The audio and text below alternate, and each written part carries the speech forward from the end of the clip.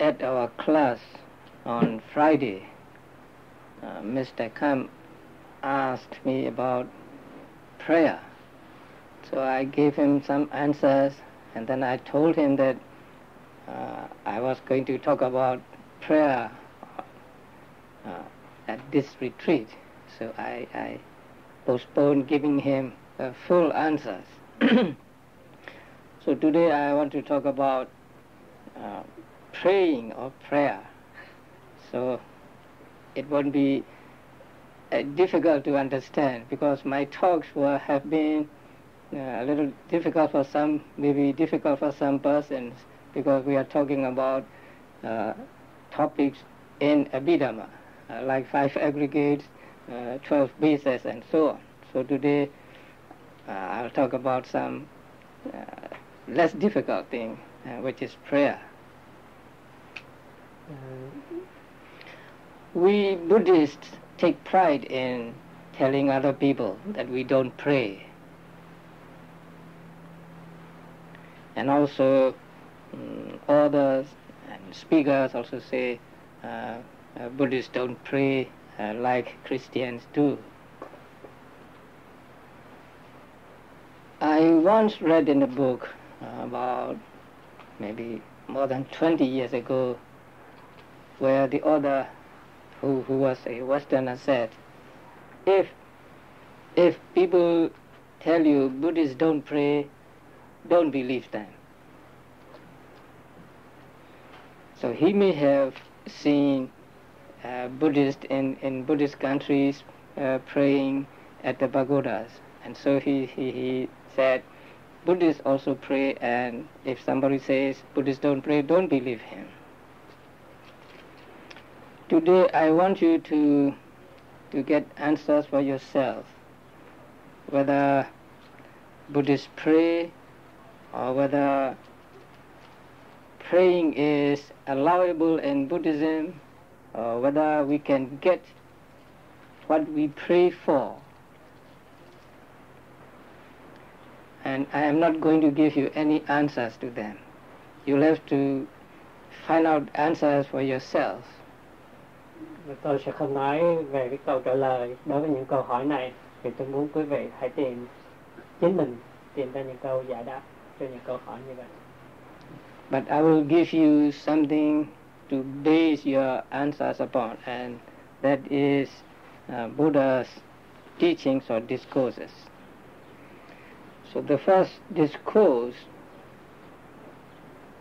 or I'm going to read 3 discourses from this small book, and it's all from the collection called Anguttara Nikaya. It's a big collection of Buddha's discourses belonging to Sutta Pitaka, or discourses. So Buddha said, monks, a certain person makes a gift to a recluse or a Brahmin, offering him food, drink, garments, a vehicle, flowers, incense, ointment, bedding, housing, or lighting. In making the gift, he hopes for a reward. He now notices noblemen of wealth, Brahmins of wealth, or householders of wealth, provided with the 5 sense pleasures and enjoying them. Then he thinks, oh, may I be reborn among them when I die, when this body breaks up. And he sets his mind on that thought, keeps to it firmly and fosters it. This thought of his aims at what is low, and if not developed to what is higher, it will lead him to just such a rebirth. After his death, when his body breaks up, he will be reborn among wealthy noblemen, wealthy Brahmins, or wealthy householders. This, however, I declare only for the virtuous, not for the unvirtuous. For it is due to his purity that the heart's desire of the virtuous succeeds. So this is the first passage. Now I'll summarize it. The first Buddha said, if a certain man makes a gift or does a dana, a gift of food or drink or clothing or whatever. So first he makes a gift, and then he hopes for a reward. He hopes to get something as a reward of his giving dana. Don't you hope for reward when you do dana? So he hopes for a reward, and then he heard that some people are rich and enjoying life, and so he wants to become someone like them. So he makes a wish: may I be reborn among them when I die, when this body breaks up. So that means, may I be a rich man in my next life, a rich Brahmin or rich warrior or something. He sets his mind on that thought. So he keeps that in his mind firmly. But he does not practice meditation. He just has this wish. That is what is meant here. He aims at what is low and does not develop what is higher. That means he just has that wish. Say, may I be reborn as a rich man. Now, after his death, he will be reborn among wealthy persons. That means he will be reborn as a rich man, because he has wished for it, and so he gets what he desired. But there is one condition here given. This I declare only for the virtuous. That means for those who keep their moral conduct pure, who keep 5 precepts, 8 precepts, or 10 precepts, and keep them clean, and not for the unvirtuous. So if that person is unvirtuous, if that person does not keep his moral conduct pure, then he cannot hope to get what he wishes. For it is due to his purity that the heart's desire of the virtuous succeeds. So if your moral conduct is pure, it is said here, then you may get what you want. So your heart's desire may succeed. So in this passage, he's thinking that may I be reborn among them when I die, when this body breaks up. It is a form of prayer. Or in Buddhist sense, prayer means making a wish. So may I be reborn as a rich man. So it is prayer. But here, he doesn't just make this prayer. But first, what he did, what does he do? First, he does dana, and then he makes a prayer, right? Or we can call it makes a wish. And then that wish can be fulfilled only when he is what? He's virtuous. His sila is pure, right? So, in order for our wish to come true, what must we do? We cannot just pray and then wish for it. Praying alone or wishing alone will not bring us any results, right? So first we do something good or some meritorious deed like dana here, and then we make a wish. And at the same time we must be pure in our moral conduct. So only when these 3 conditions are fulfilled can our wish come true. So here Buddha mentioned practicing dana or giving. Now there are many people who thought that they don't need to give or they don't need to practice dana.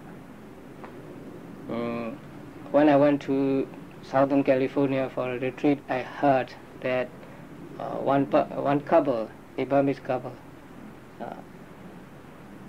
thought that they don't need to do any dana. So the question is, do we need to do dana? Do we need to make donations, make offerings to the Buddha and monks and so on? Do we need to do that, or we don't need to do it? In this passage, the man hopes for a reward.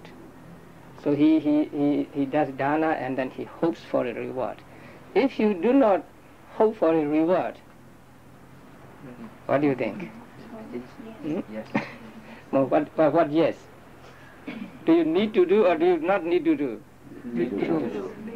Need to do. Why? You don't want to get any rewards, results from it. Now, before answering, I will read to you what Buddha said about ways of giving, why people give. So one is, sometimes people give spontaneously. Sometimes people give out of fear. Say you are afraid of someone, and so you want to appease him, and so you give something to him as a dana. So out of fear. Sometimes, oh, he has given me a gift, and so I must give him something back. Something like that. Or sometimes you think because it is good to give. Or sometimes you think I'm say cooking, or I'm doing something, and it will not be proper for me to refuse a meal to this person or to that person, and so you give him as a dana. Or sometimes you think, by giving such a gift, I shall earn a good reputation. So people will think I'm generous, so I must give. Or people give because it ennobles the mind, adorns the mind. So this last one I want you to keep in mind. So when we give something, even though we do not want any results from the act of giving, we still need to do dana, because it ennobles the mind, it adorns the mind. That means when you do dana, your mind becomes soft, and so you can practice meditation easily.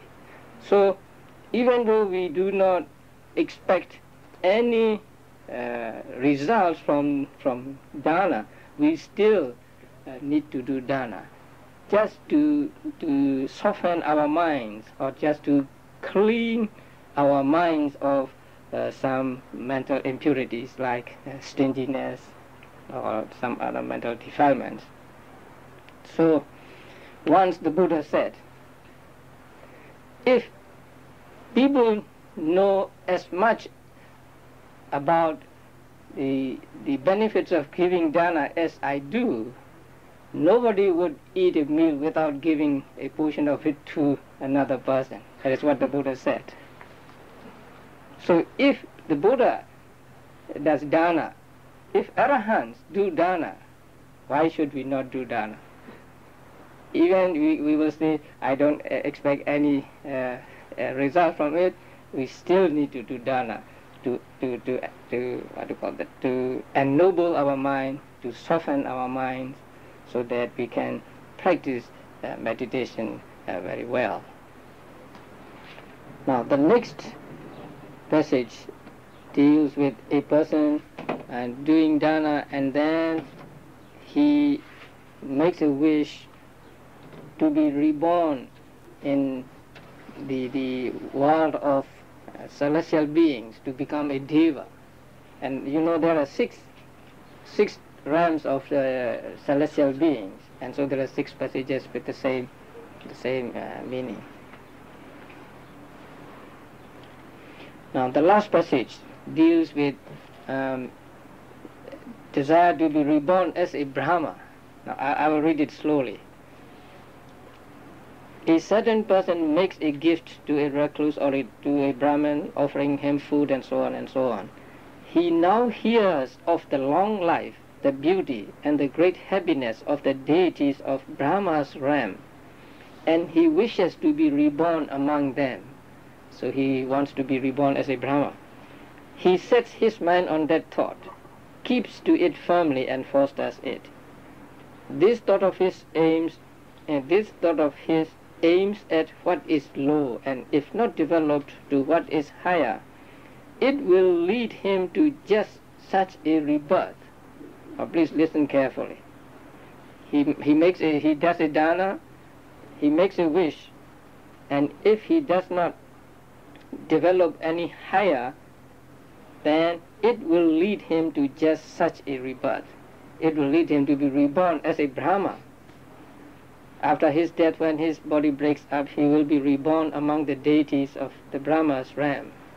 This I declare only for the virtuous, not for the unvirtuous, only for one free of lust, not for one who is lustful, because he is without lust. The heart's desire of the virtuous succeeds. Do you want to ask any questions regarding this passage? Yes. You say without lust, but that is a little uncomfortable there. Because without lust, still with the dharma and want to be reborn in the dharma realm. So Okay.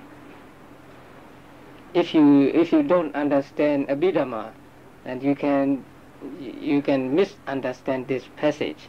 Now, because in this passage it is said that a person does dana, and then he makes a wish that he be reborn in the world of Brahma, and then when he dies he was reborn there as a Brahma, right?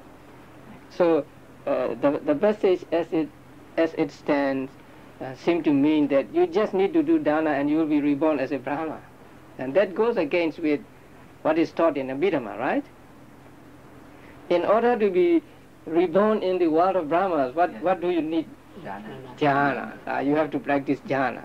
Now that is why it is said that for only for the virtuous, not for the unvirtuous, and also only for the one free of lust, not for one who is free of lust. Now here also we must understand. Free of lust ordinarily mean free of lobha altogether, right? Free of attachment altogether, and that may mean an arahant. So you become an arahant and you don't have any attachment, right? But here, say one free of lust, and not for one who is lustful, say to be reborn in the world of Brahmas. So here, lust means attachment for sensual realms, not for Brahma realms. So I told you this to show you the importance of a knowledge of Abhidhamma for the correct understanding of even the discourses, even the suttas. So if you do not understand Abhidhamma, then you will surely misunderstand this passage. So the knowledge of Abhidhamma is necessary for the correct understanding of Buddha's teachings.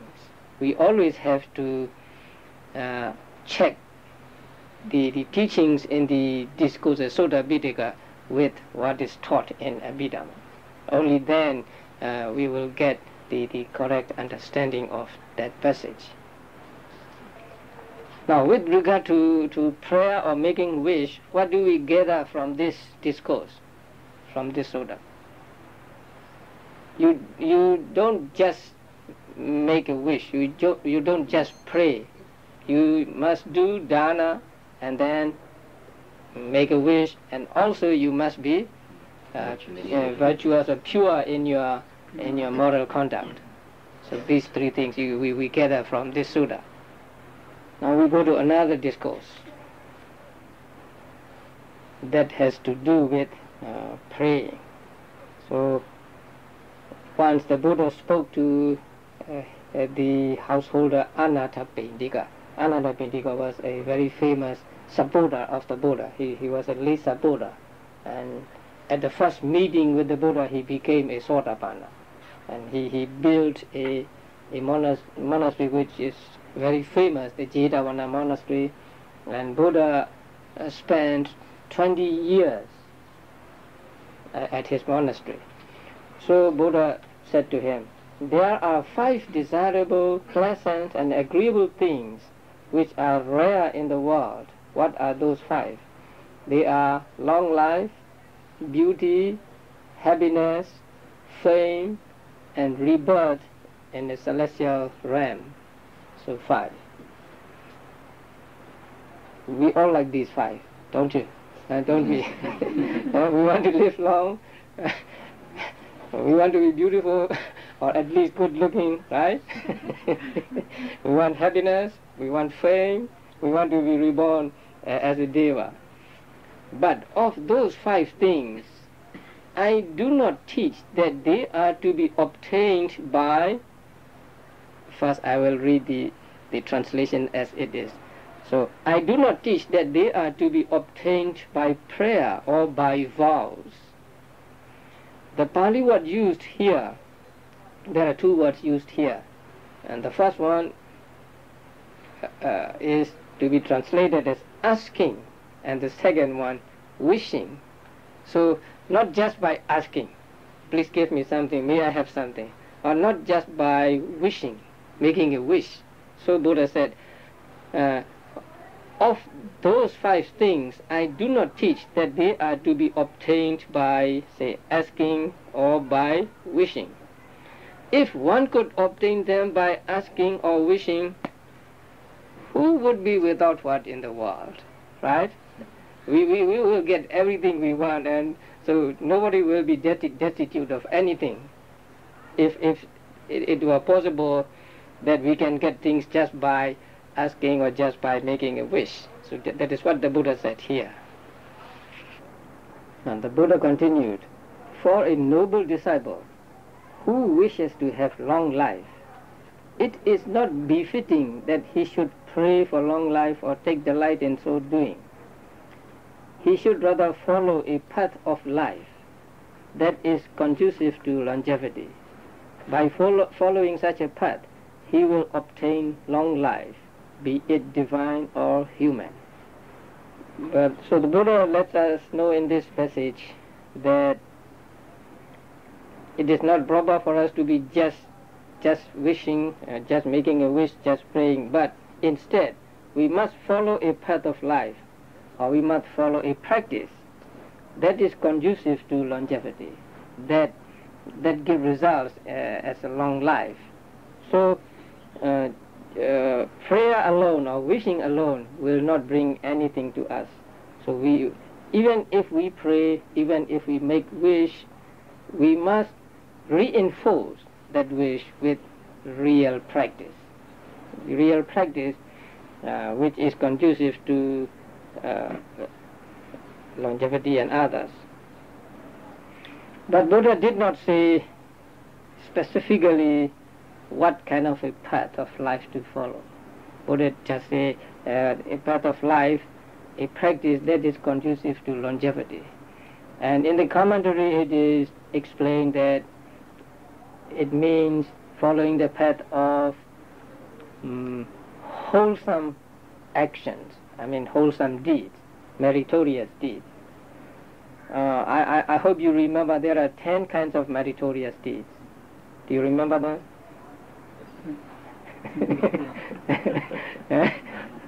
Dana, Sila, Bhavana, and then respect, right? And then service to others, and then sharing of merit. That means giving the share of merit, and then accepting the share of merit, and then teaching Dhamma, and learning Dhamma or listening to Dhamma talk, and then making your view straight. So these are the 10 meritorious deeds.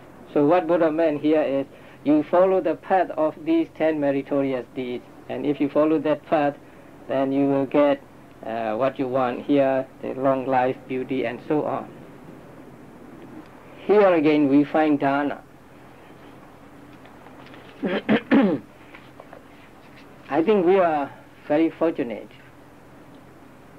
to have this tradition of the practice of dana, especially we from Asian Buddhist countries. It is this tradition of dana that keeps, say, Buddhism alive in our countries. And it is due to this tradition that we as monks are able to survive, and especially in this country. Now, when I think of myself, I'm very glad, because I can live in this country without having to worry about food or clothing or whatever. Why? Because of the support of my people, because of the support of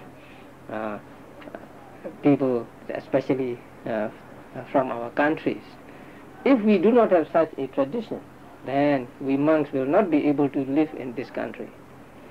So this is a very good tradition, and since it is this tradition of, say, dana that keeps the religion alive in our countries, if we want to, say, establish Buddhism in this country, or we are actually trying to do this, we need this tradition. We need to practice, both monks and lay people, we need to practice dana. It's very important. Dana not to one person or not to two persons, but dana for the benefit of Buddha's teachings. Now, you people are trying to buy a plot of land to found a center, and we are also trying to find a place for a new center. We might end up buying the same plot of land and then to fight among us. I don't know. So what we need is the support from our people, right? So for you need support, donations from your people, and we also, Burmese people, need support from the donations from our Burmese people. So if you practice dana, the tradition, and keep this tradition of dana alive, then I think you'll be able to achieve your goal in a short time, and we also, the Burmese people. So I want you to keep this tradition of giving alive, and as I said before, dana is not just giving. Along with dana, you practice loving kindness. If you do not love someone, if you are not favorably disposed towards someone, you cannot give to that person. So when you practice dana, when you give something to somebody, or when you make a donation to somebody, you also practice loving kindness. And then it is a practical exercise of getting rid of attachment. Now we always say, I want to get rid of attachment. Attachment is bad, and so we have to cut it out. But this is a practical way of getting rid of attachment, exercise. So with exercise, they will get better and better. Once, in my country, my father was a president of a religious association. So one day he and his associates went out to collect money from people. So at one house, the owner of that house said, I will donate, say, $500 to you, but not now. So I will donate it later. So my father told him, now, if you give, you also give up worry for that thing.